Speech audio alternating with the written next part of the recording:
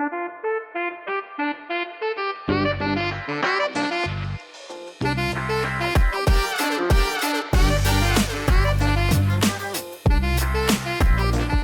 Friends, આજે હું તમારી સાથે શેર કરીશ સોફ્ટ, ક્રીમી અને એકદમ બજાર જેવા આઈસ્ક્રીમની રેસીપી. તો આ આઈસ્ક્રીમને બનાવવા માટે આપણે કોઈ પણ જાતના કન્ડેન્સ મિલ્ક પાવડર કે બજારના કોઈ પણ કલર કે એસન્સની જરૂર નહીં પડે. ફક્ત અડધો લીટર દૂધ અને એક પાર્લેજી બિસ્કિટ સાથે ડબ્બો ભરીને 1 કિલો જેટલો આઈસ્ક્રીમ તૈયાર થશે. સાથે આઈસ્ક્રીમને બનાવવા માટે આપણે કોઈ પણ જાતના ઇલેક્ટ્રિક બીટર કે મશીનનો ઉપયોગ નહીં કરવો પડે. મિક્સર જારમાં આઈસ્ક્રીમ મિનિટોમાં તૈયાર થશે અને તે મોઢામાં જ મૂકતા ઓગળી જાય તેવો સોફ્ટ અને એકદમ ટેસ્ટી બનશે.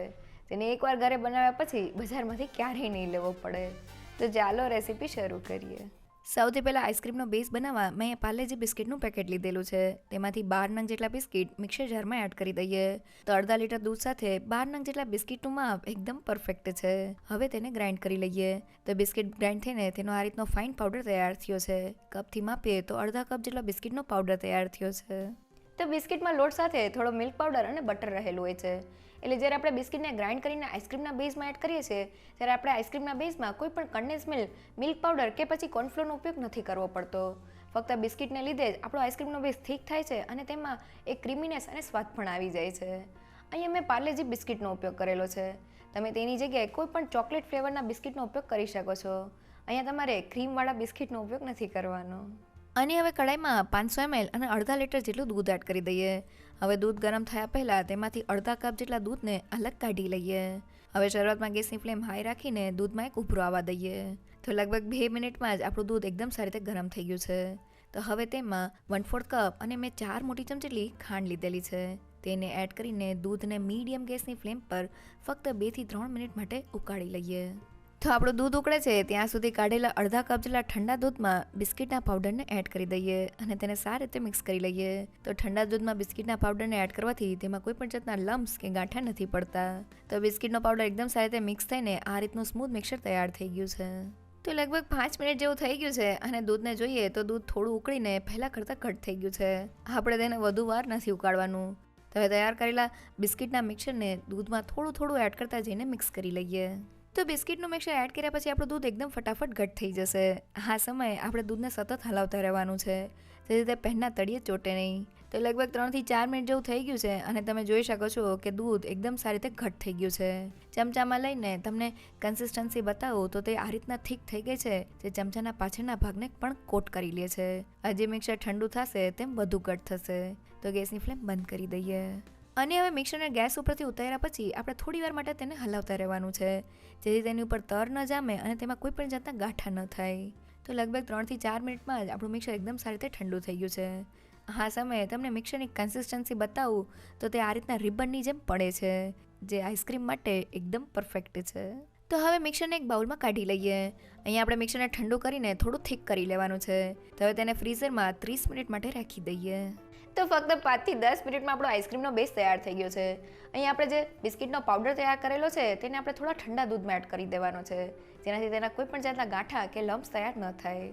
સાથે બિસ્કિટનો પાવડર દૂધમાં એડ કર્યા પછી આપણે દૂધને સતત હલાવતા રહેવાનું છે જેથી તે ફેનના તળિયે ચોટે નહીં. બિસ્કિટ પાવડર એડ કર્યા પછી આપણો આઈસ્ક્રીમનો બેઝ ફક્ત 3 થી 4 મિનિટમાં એકદમ થીક થઈ જશે. અહીંયા આપણે આઈસ્ક્રીમના બેઝની કન્સિસ્ટન્સી થોડી થીક રાખવાની છે. અને તૈયાર થયેલા આઈસ્ક્રીમના બેઝને આપણે ફક્ત 30 મિનિટ માટે ફ્રીઝરમાં રાખી દેવાનો છે જેથી તે થોડો સોલિડ થઈ જાય અને આપણું આઈસ્ક્રીમનું ટેક્સચર એકદમ પરફેક્ટ આવે. તો 30 મિનિટ થઈ ગઈ છે અને આઈસ્ક્રીમના બેઝને જોઈએ તો તે થોડો ઠંડો થઈને આ રીતનો ઘટ થઈ ગયો છે. તો હવે તેને મિક્સર જારમાં એડ કરી દઈએ. હવે આઈસ્ક્રીમને ચોકલેટની ફ્લેવર દેવા માટે મેં 2 મોટી ચમચી કોકો પાવડર લીધેલો છે. સાથે મેં 1/4 કપ અને ફક્ત 4 મોટી ચમચી જેટલી ડાર્ક ચોકલેટ લીધેલી છે. આ સિવાય તમે આ રીતની ડેરી મિલ્કને પણ ઝીણી કરીને મિક્સરમાં એડ કરી શકો છો. અને હવે બધી જ વસ્તુને ગ્રાઇન્ડ કરી લઈએ. તો બધી વસ્તુ ગ્રાઇન્ડ થઈને આ રીતની ચોકલેટ ફ્લેવર સાથે આપણો આઈસ્ક્રીમનો બેઝ તૈયાર થઈ ગયો છે. હવે મેં 1 કપ અને વજનમાં 200 ગ્રામ જેટલું ક્રીમ લીધેલું છે. તો તમે વ્હિપ્ડ ક્રીમનો ઉપયોગ કરી શકો છો પણ મેં આ રીતના અમૂલના ફ્રેશ ક્રીમનો ઉપયોગ કરેલો છે. અહીં આપણે ક્રીમને થોડી વાર માટે રેફ્રિજરેટરમાં રાખીને ઠંડુ કરી લેવાનું છે. હવે ક્રીમ સાથે આઈસ્ક્રીમના બેઝને ગ્રાઇન્ડ કરી લઈએ અને ઢાંકણ ખોલીને જોઈએ તો એકદમ ક્રીમી અને સોફ્ટ ટેક્સચર સાથે આપણો આઈસ્ક્રીમ તૈયાર થઈ ગયો છે. સાથે ચમચાના પાછળના ભાગને પણ એકદમ સારી રીતે કોટ કરી લે છે. તો આઈસ્ક્રીમના બેઝને મેં પાર્લેજી બિસ્કિટ સાથે બનાવેલો છે એટલે તેને ચોકલેટની ફ્લેવર દેવા માટે મેં આઈસ્ક્રીમ બેઝમાં થોડો કોકો પાવડર અને ચોકલેટ કમ્પાઉન્ડ એડ કરીને તેને ચોકલેટની ફ્લેવર આપેલી છે. અહીંયા જો તમે પાર્લેજી બિસ્કિટ એડ ના કરતા હોય અને કોઈ પણ ચોકલેટી ફ્લેવરના બિસ્કિટ એડ કરતા હોય તો તમારે કોકો પાવડર કે ચોકલેટ કમ્પાઉન્ડ એડ કરવાની જરૂર નથી. પણ આ બંને વસ્તુઓ જ્યારે આપણે આઈસ્ક્રીમના બેઝમાં એડ કરીએ છીએ ત્યારે તેનો સ્વાદ એકદમ સરસ આવે છે. સાથે આઈસ્ક્રીમના બેઝને આપણે ક્રીમ સાથે ગ્રાઇન્ડ કરી દીધેલો છે. ક્રીમને લીધે આઈસ્ક્રીમનું એકદમ ક્રીમી અને બજાર જેવું સોફ્ટ ટેક્સચર આવે છે. તો હવે તૈયાર થયેલા આઈસ્ક્રીમના બેઝને આ રીતના પ્લાસ્ટિકના કન્ટેનરમાં ભરી લઈએ. હવે ઢાંકણ બંધ કરીને તેને ફ્રીઝરમાં 6 થી 7 કલાક માટે રહેવા દઈએ.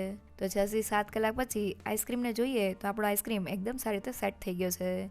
સ્કૂપરની મદદથી તેને સ્કૂપ કરીએ તો એકદમ ક્રીમી અને સોફ્ટ ટેક્સચર સાથે આપણો આઈસ્ક્રીમ તૈયાર થયો છે. એકવાર જરૂરથી ટ્રાય કરજો. તો ફ્રીઝરમાં આપણો આઈસ્ક્રીમ એકદમ સારી રીતે સેટ થઈ ગયો છે. હવે તેને સર્વ કરી લઈએ.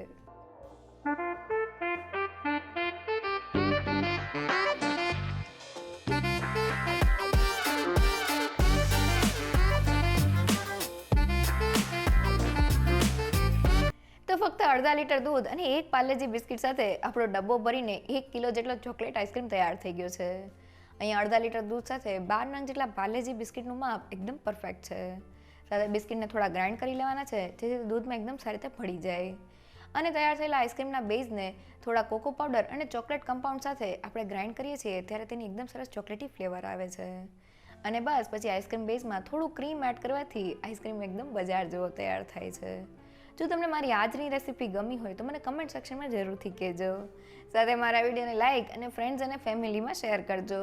અને મારી ચેનલને સબસ્ક્રાઈબ કરવાનું ના ભૂલશો. તો ફરી મળીએ એક નવી રેસીપી સાથે.